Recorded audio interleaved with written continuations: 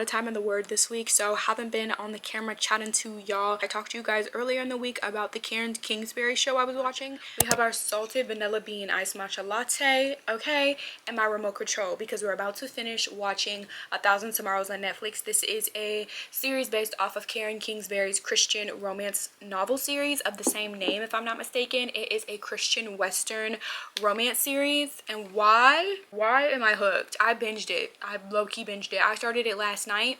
There's 6 episodes in the season. I'm on episode 4. I literally stayed up till midnight watching this. I got to like episode 3 last night.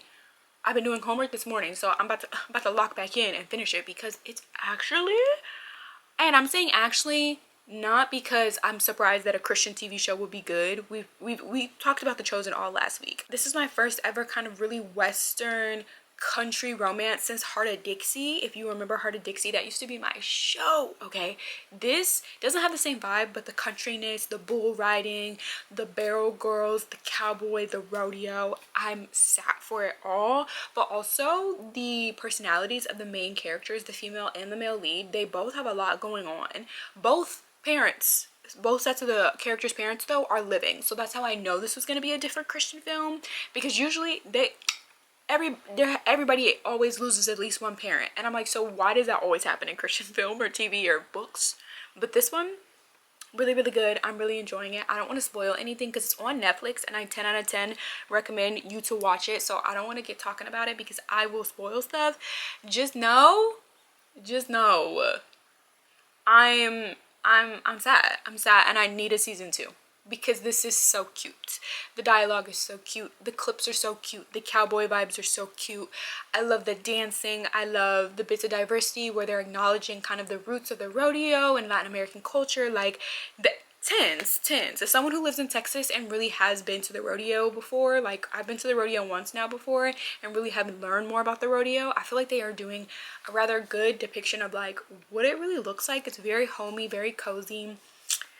Not me talking all this after I just said I wasn't gonna spoil nothing, but I'm gonna finish watching. It's so good. 10 out of 10 would recommend. It's on Netflix and on Tubi. It's a Christian like country western show about a bull rider and a barrel girl and their love story. Super sweet. So I watched that. I binged the whole series this week. I'm also currently watching a like EMT medical drama. It's Christian, called County Rescue, also on Tubi. Tubi has a lot of Christian shows, and it's just following the story of like 3 rookie EMTs at a fire station, I want to say, and like they're in their probationary like period where they're not hired yet, so they're just kind of seeing how well they work out in the field, and it's really good. There's a main character, of course, but there's like 2 male leads that are possible romance interests, so they're just really giving the girls the romance shows that they need, okay? And I'm a Christian girly who loves watching romance shows, so I really have been enjoying it. I'm gonna go film, and then afterwards I'm gonna get a nice cup of tea and we're gonna start reading a new book together. So I'll talk to you guys after we're done filming because we gotta start this new book and I'm super excited for it. Okay, we have finished filming. Now it's time to read the book I was telling you guys about. This is Movers and Fakers. Excuse me, this is Movers and Fakers by Anna Conwell.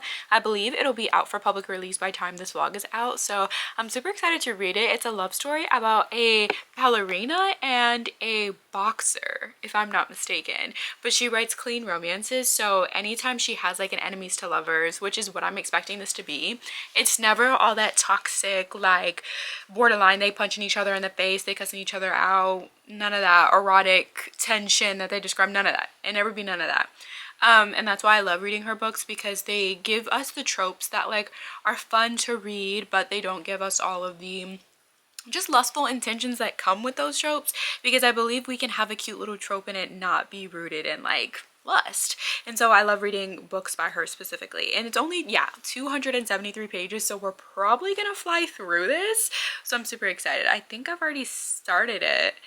Oh yeah, no, I didn't start it. I'm still on chapter 1. And also the premise of the book says, to the girls who don't know what it's like to let someone take care of them. Why am I crying already?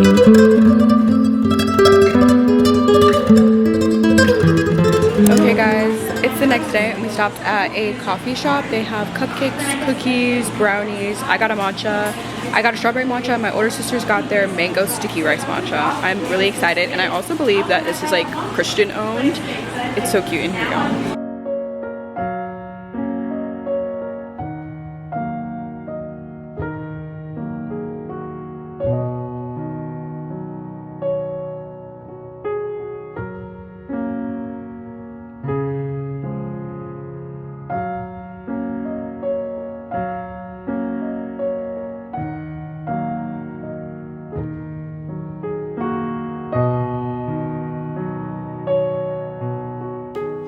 y'all, we are back home. We ran to the mall. As y'all saw, I got a couple of new hand sanitizers. That's the craziest thing about me. I will go into Bath and Body Works, not even go to the perfumes. I will go straight to the hand sanitizers. I love seeing their new fall scents. So I got like pecan waffle, pumpkin apple, pumpkin waffle, everything pumpkin. Give it to me. It's the last week of summer for me. I need it. But it's also been way too hot and humid outside to go tan, so that's why we haven't really been doing any summer activity. But we got some Chipotle. Mind you, this is $5. This whole little thing, let me show y'all this, because this is my hack. Go to Chipotle. If you go to Chipotle, get the kids quesadilla meal. It comes with 3 sides now. I got a cheese quesadilla, and then the extra is the queso, guac, and the chips. But by the time you get that, it's like probably the same price that it would be as your burrito, but you're getting more food to me. So I like doing this. We're about to eat this and watch a new K-drama trailer with my sisters. Y'all know how we do. But I want to give you an update on the book, the Christian, or not Christian, but the spice-free romance book. Y'all, why is it a billionaire spice-free romance? I used to eat up some billionaire romances back when I read erotic books. Like, genuinely speaking, I really used to eat them up because I used to read like fan AUs. So obviously, like, the superstar was the billionaire. This, like, I'm like, it's so well written. Like, I'm really loving it. So yeah, I'm gonna try to finish that tonight. I think I'm like 88% done. It's only like 200 and some pages in it, so I knew I was gonna fly through it, but I'm so excited to finish reading it. I was reading it all last night, been reading it on and off all today, so super excited to read that. But yeah, we read Proverbs today too, and it was Proverbs over laziness. And so while we were also out, I got me a little notebook to like write my daily plan down. And it has a little, what do you call it? Has a little tab in it too, so I can just every single morning wake up, write the plan for the day, and be on it. Hey guys, it's the next day. We finished the Anna Conwell book last night, and I wanted to give you guys my thoughts. That is the 3rd spice-free billionaire romance I've read, and my favorite out of all of them. I feel like billionaire romances can get tricky because if you're not putting spice in a billionaire romance, which is usually like the main theme, I would say, arguably, in a billionaire romance, is that there's like spicy tension between a regular girl and then a billionaire, or some type of romantical feelings between a regular girl and a billionaire. This one, since it was also based in college, just Anna Conwell one that I finished yesterday, since it was based in college, I felt like we didn't have that weird class divide because they were both college students. So it was that feeling of like superiority and then inferiority wasn't there at all. But also the billionaire in question, he was such a golden retriever.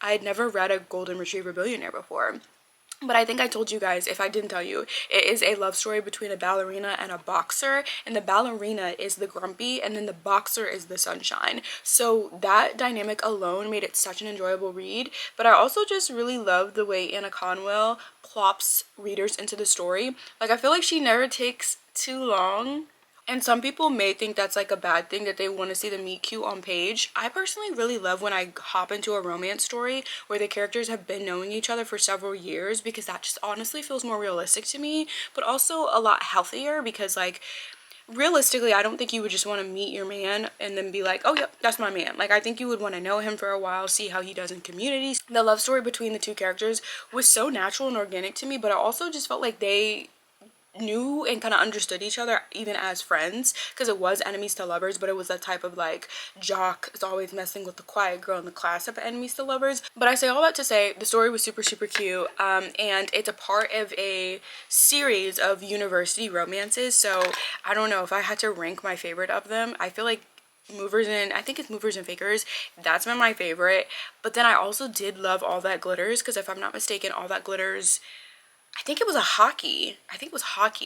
There's a couple books in the series that I'm like, hold on, because she's giving us tropes that the Christian girls usually can't read. But also for the fit, I'm just wearing something super simple. I'm wearing these jeans from Shein. This tank is from Walmart, and then I just have like a bralette on, but they're like cotton, so they're super just nice and flowy for the summer. And then I have my polka dot New Balances on. For bag, I have this toasted loaf bag from Baggu that I told you guys I really love as a kind of girlier option for Baggu bags. I just feel like as as a purse it looks really nice and a little dressier than their other purses. But let me show you guys my go-to fragrance combo. I wore this yesterday and I got such a sweet compliment from the lady at the Sephora that I was going to, or I think it was like a Sephora Macy's equivalent. This is the scent combo. I'm gonna mix up the order today. So I did the perfume, now I'm gonna do the oil, and I'm just doing one droplet, okay? One droplet in my hand. We're gonna mix that between both arms. Then we're gonna top everything off with the Billie Eilish fragrance mist. Okay, scent combo and everything's done. You can see I'm still shining a bit. I'm gonna let it dry down, and then we're gonna see you guys at the coffee outdoor market pop-up thing.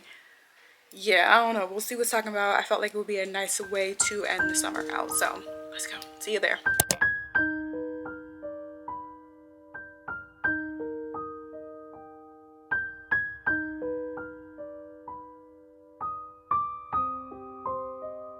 Hey guys, I don't know if you can hear me, but I got a mango sticky rice matcha. And also there's a scripture on the cup. It's so loud out here, but it's so cute.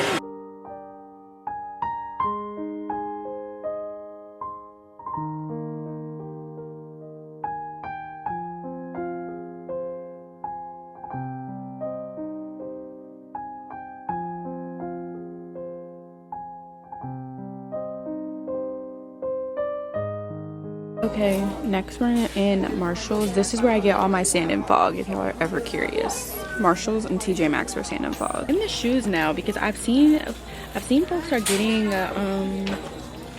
tabbies from here, but I got a big foot, so I don't even know. Okay, y'all, we are officially back home. I somehow got a little burnt on my shoulders. I have no, do y'all see that? That's like, I have no idea how I got burnt on my shoulders, but we're home. I'm about to probably just chill and do some housekeeping for the rest of the day. I need to wash laundry. I have my laundry bin. Oh, too full. But I want to end the vlog here. Thank you guys so much for walking with me for another week. It's been a good week. Just really trying to focus on spending time with the Lord and staying up and at him. So next week I really want to try to be more disciplined in my schedule. So hopefully we have like a very productive vlog next week. But yeah, I want to thank you guys so much for watching, and I'll see you guys next time. Bye. Thank you so much for watching.